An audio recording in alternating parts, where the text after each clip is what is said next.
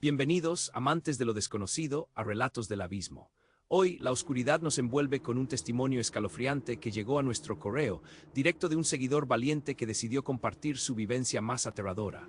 Prepárense, porque lo que van a escuchar ocurrió en una remota hacienda cafetalera en las montañas de Antioquia, Colombia, lugar donde la neblina se aferra a las laderas como un alma en pena y los secretos se pudren bajo la tierra. Si te atreves a escuchar hasta el final, te pedimos que nos apoyes con tu pulgar arriba, te suscribas al canal y actives la campanita para no perderte ningún relato. Y por favor, cuéntanos en los comentarios desde dónde nos acompañas esta noche. Si tienes una historia que eriza la piel, envíanosla, nosotros la contaremos. Ahora apaguen las luces. Acomódense y que la narración de Juan comience. Yo, Juan, siempre fui un hombre de razón. Crecí entre la tierra y el sudor trabajando la finca de mis padres. Nunca di crédito a los cuentos de fantasmas o ánimas en pena. Esas eran cosas de viejas, leyendas para asustar niños.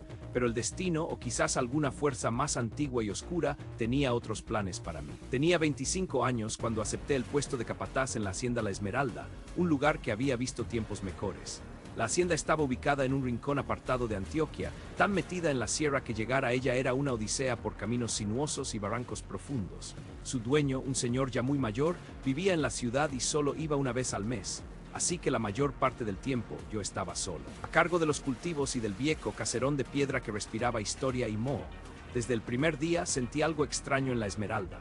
No era el frío húmedo de la montaña, ni la inmensidad silenciosa del cafetal, era una sensación de peso, como si los muros mismos contuvieran un aliento reprimido. La casa, de 2 pisos y construida con piedra oscura y maderas robustas, tenía un aire melancólico. Ventanas altas y estrechas que daban a la nada, pasillos largos donde la luz del día apenas se atrevía a entrar, y un olor persistente a café añejo y a humedad que se te metía en los pulmones. Los primeros meses todo fue relativamente tranquilo. El trabajo era duro, el aislamiento constante, pero me acostumbré a la soledad, al sonido monótono de los grillos por la noche, al aullido ocasional de un coyote lejano.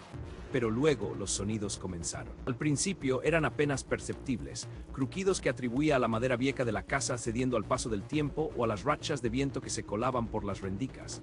Después se hicieron más claros, más definidos. Pasos, sí, pasos, lentos arrastrados como si alguien caminara por el pasillo del segundo piso, justo encima de mi habitación. Yo dormía en la planta baja, en una de las habitaciones más grandes que antes había sido la oficina. Levantaba la linterna en mano, recorría la casa entera.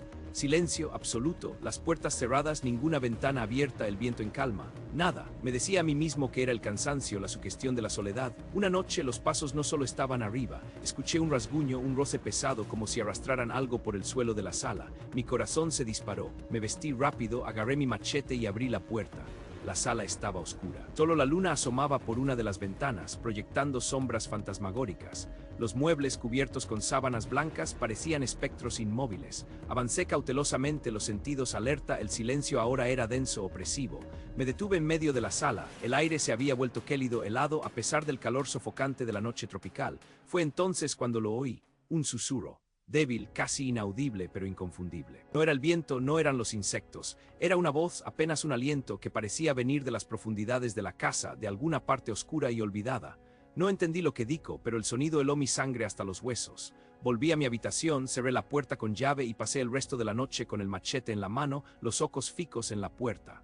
A partir de esa noche, la vida en La Esmeralda se convirtió en una pesadilla de vigilia. Los sonidos se hicieron constantes. No solo pasos, sino también lamentos lejanos que se perdían entre el cafetal, golpes sordos en las paredes que hacían vibrar el viejo caserón, y lo peor, ese susurro que a veces parecía llamarme por mi nombre, arrastrando las sílabas, con una voz que era más un estertor que un sonido humano. Los perros de la hacienda, que antes eran guardianes fieros, se volvieron nerviosos, aullaban sin motivo en medio de la noche, con un lamento desgarrador que erizaba hasta el último pelo. Los caballos, en sus establos, pateaban y relinchaban como si algo invisible los atormentara. Era la señal más clara de que no estaba imaginando nada. Los animales sentían lo mismo, o quizás veían lo que yo aún no podía. Intenté hablar con los pocos jornaleros que subían esporádicamente para la cosecha, pero ellos solo bajaban la mirada y se persignaban, murmullando sobre la maldición de la casa grande o el alma en pena de la señora Elena. Nunca me dieron detalles, solo advertencias veladas de no quedarme solo por las noches. Pero mi trabajo era cuidar la hacienda, y yo era un hombre de palabra, aunque el miedo ya me roía las entrañas. Una tarde, mientras la lluvia caía a cántaros y el sol se negaba a aparecer, me senté a cenar en la cocina, el único lugar que sentía un poco de calidez. De repente, la luz parpadeó y se fue. La tormenta había cortado la energía. Encendí un candil y continué comiendo en el silencio absoluto de la oscuridad, solo roto por el golpeteo de la lluvia contra las ventanas. Fue entonces cuando la sentí. Una mirada, pesada, fría, penetrante. La sentí clavada en mi nuca, tan real como si alguien estuviera detrás de mí. Mi corazón comenzó a latir con una fuerza brutal, retumbando en mis oídos. No me atreví a girar. Sabía con una certeza espeluznante que había algo allí. La piel se me erizó, un escalofrío me recorrió la espalda. El aire en la cocina se volvió denso, helado, el olor a humedad se mezcló con algo más, un aroma rancio, casi a tierra mojada y a flores marchitas. Mis manos temblaban tanto que el tenedor cayó al suelo con un estruendo metálico. El sonido rompió el tenso silencio y me dio la fuerza para girar.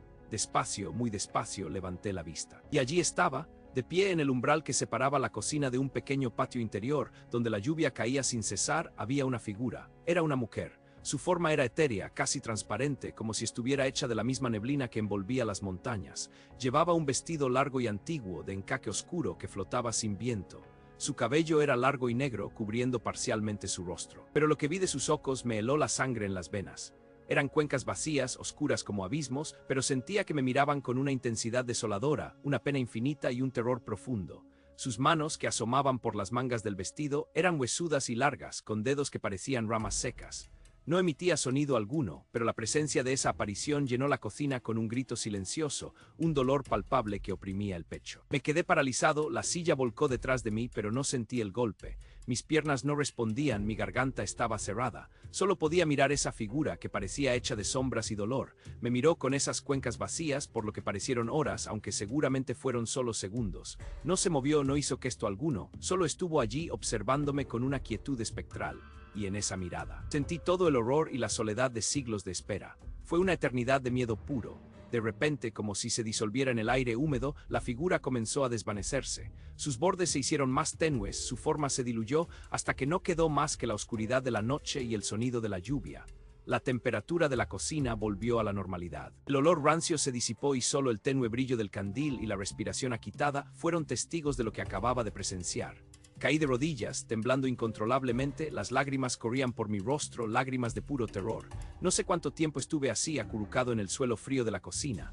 Desde esa noche, la Esmeralda nunca volvió a ser la misma para mí, ni yo tampoco. Apenas pude dormir, cada sombra era un fantasma, cada crujido una advertencia. Al amanecer empaqué mis pocas pertenencias y sin pensarlo dos veces abandoné la hacienda para siempre. No di explicaciones al dueño, ni siquiera fui a cobrar mi quincena. Solo quería escapar de ese lugar, de esa oscuridad que me había mostrado su rostro. Aún hoy el recuerdo de esos ojos vacíos y de la mirada pesada me persigue.